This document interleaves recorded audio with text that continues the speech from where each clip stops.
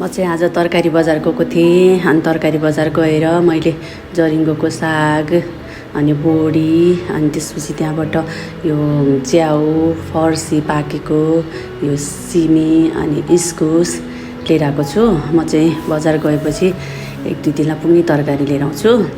अनि यसलाई चाहिँ म कसरी व्यवस्थित हिसाबले राख्छु नबिग्रियोस् भनेदेखि म हजुरहरूलाई देखाउँछु।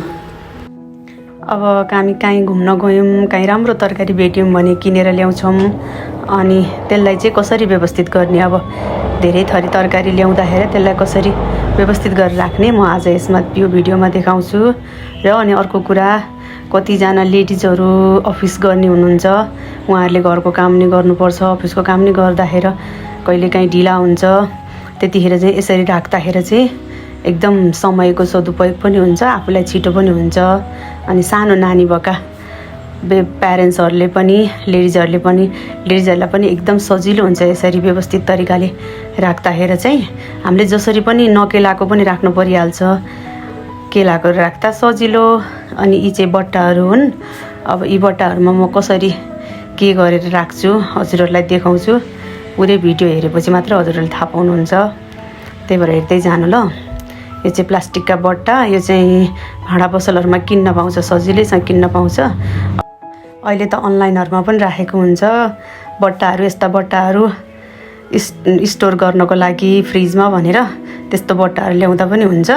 यो चाहिँ मैले भाँडा पसलबाट लिएर आएको थिएँ। यसको चाहिँ बिर्को पनि हुन्छ, मजाले लाग्छ बिर्को पनि। बिर्को लाएर राख्यो भने चाहिँ हावा पास हुँदैन अनि बिग्रिँदैन खानेकुराहरू। अब म तरकारी केलाउँछु। अब सबै केलाइसकेपछि अनि हेर्नु ल।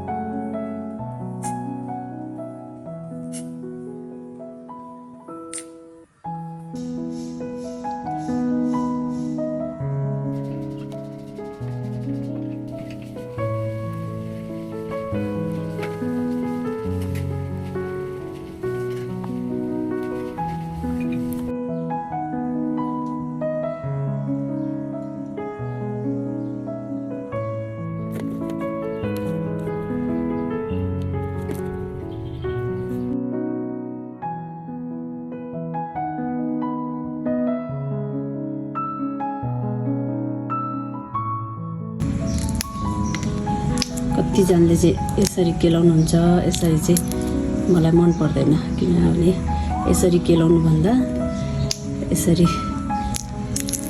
केलाउनुभन्दा यसरी केलाउँदा टेस्ट नै फरक हुन्छ तरकारीको। हेर्दा पनि राम्रो देखिन्छ ल। हेर्नु यो दुईटामा कुन राम्रो देखियो हैन? कसरी पकाउनुहुन्छ? म चाहिँ यसै गरेर बिचैमा चिरेरै पकाउँछु।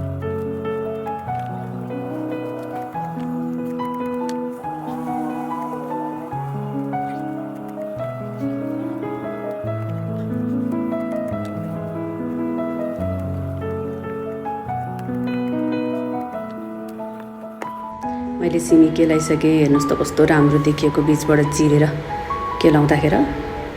अब इस्कुस केलाउँछु म। यसरी मैले सबै तरकारी पालै पालो केलाएर बट्टामा हालेर राख्छु।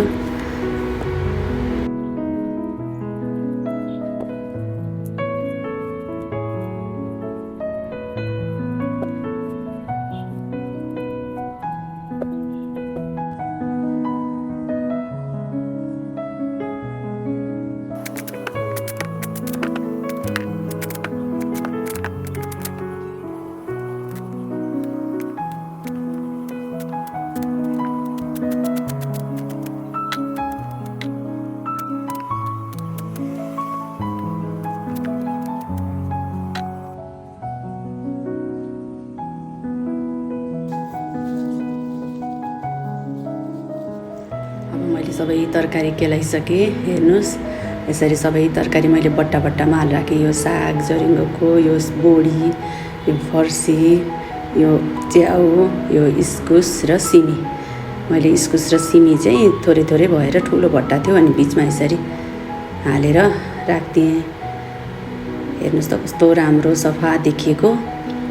हामी तरकारीहरू किनेर ल्याएर झोलामा राख्छौँ फ्रिजमा। त्यसरी राख्नुभन्दा यसरी बट्टाहरूमा हालेर केलाएर हालेर यसरी ढक्कन लगाइदिने। यसरी ढक्कन लगाएर राखिदिने फ्रिजमा। हेर्नुहोस् त कस्तो राम्रो देखियो।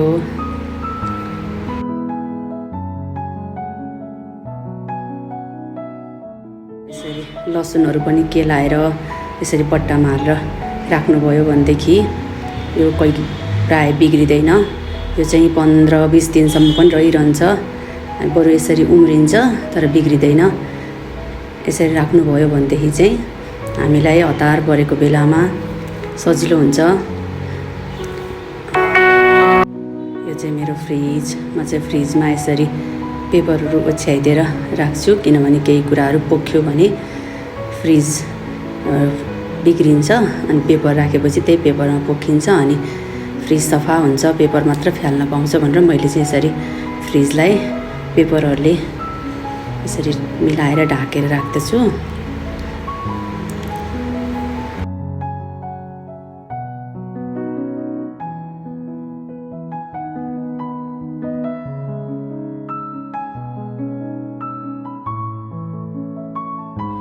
अब मैले अघि केलाको तरकारीहरू यसरी फ्रिजमा मिलाएर राखेँ। बट्टाहरू हेर्नुहोस् त सबै तरकारीहरू देखियो पनि आफूले कुन पकाउँछु त्यो झिक्दै पकाउन पनि पाइयो।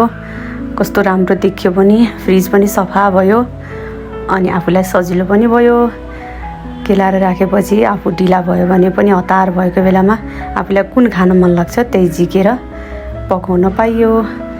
अर्को तरकारी केलाउने बेलामा यो पाकिसक्छ। भएन त सजिलो। हजुर पनि यसै गरेर राख्नुहोस्, एकदम सजिलो हुन्छ। हजुरहरूलाई कस्तो लाग्यो कृपया कमेन्ट गर्नुहोला। Okay, by by.